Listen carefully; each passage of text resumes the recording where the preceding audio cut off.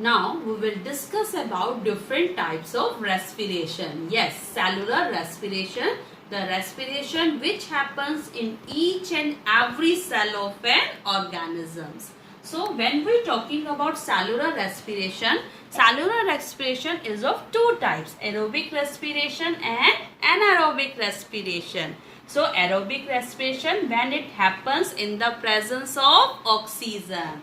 So what's happened? First of all, during the process of respiration, during the process of breathing, we inhale oxygen rich air. And that oxygen rich air when combines with the food which is in the form of the glucose after the process of digestion. Okay, when this oxygen combined with glucose, it releases the energy along with carbon dioxide gas and water. So that process when the food release energy in the presence of oxygen, that is known as aerobic respiration. And the release of energy from the food is also possible without the presence of oxygen. Just like the yeast. Yeast are the single cell organism. They are the unicellular organisms and they respire. They are without the oxygen. So how do they get the energy? So they get the energy when their food just release the energy without oxygen, and in that process along with energy they release carbon dioxide gas and alcohol. Yes, they release alcohol as well as carbon dioxide gas, and that's why yeast is used for making wine and beer. It is used for making wines and beer because it releases alcohol, and which is a main component of that. Now anaerobic respiration is also possible in human beings, but it happens when there is a need of oxygen, means supply of oxygen is less but the need of oxygen is more. For example, during the if you are doing any physical exercise, if you are running, then your body needs more oxygen, but the supply of oxygen is not sufficient. So for the time being our body starts anaerobic respiration, means start releasing energy from the food without the presence of oxygen. And in that case the food which is in the form of the glucose, after the process of digestion converted into lactic acid and release the energy. Now lactic acid is there. Okay, means after the anaerobic respiration which is not a normal, for the time being lactic acid it released. That's why if you are running, if you are doing any exercises, you are feeling cramps on your body parts. Why? These cramps are due to the deposition of the lactic acid on your body parts. Okay, and how you can just remove, how you can just feel good when you do a massage or you will take a hot water bath, because when we do the massage, when we take a hot water bath, the blood circulation increase. When the blood circulation increase means oxygen reaches to the each and every cell.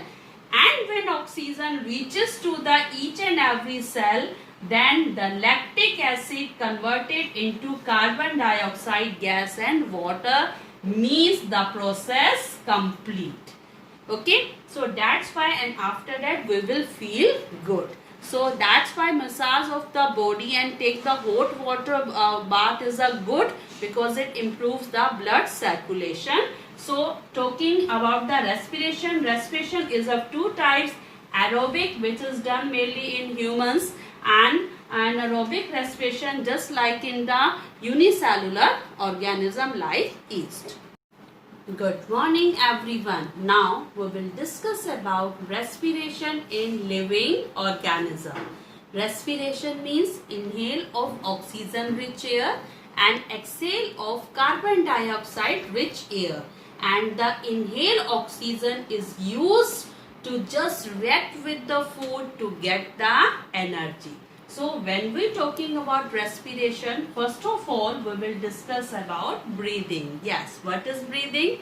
Breathing means inhaling of oxygen-rich air. Inhaling of oxygen-rich air and exhaling of carbon dioxide-rich air. So that process is known as breathing. Breathing is a part of respiration. Yes, breathing is a part of respiration. So what is breathing? Inhale of oxygen-rich air and exhale of carbon dioxide-rich air. Now this oxygen which is inhaled in our body is used by the cells of our body to release the energy from food. Yes. So what is respiration? Overall respiration means first of all breathing, and after that just combine this oxygen with the food to release energy. Yes, means the food we eat, that give us the energy now when it's combined with oxygen. When it's react with oxygen, it release the energy, and that energy is needed by the cells of our body. Because cell, what is a cell? Cell is the basic structure and functional unit of any living organism. It is a basic structure and functional unit of any living organism, and cell performs various functions like your excretion, transportation, digestion. So number of functions are done by the cells. And basically when we walking, when we running, when we sleeping, and when we doing any work, we need energy. Yes, we need energy, and that energy we got from food. Yes, there are different components of the food like carbohydrates and fat that give us the energy, but this energy is released when this food is get reacted or combined with oxygen, and that oxygen we will get through the process of respiration. Okay, and that process when the food react with oxygen and release the energy, that process is known as cellular respiration, because it is happens in each and every cell of our body. During the process of breathing, our body inhale oxygen gas.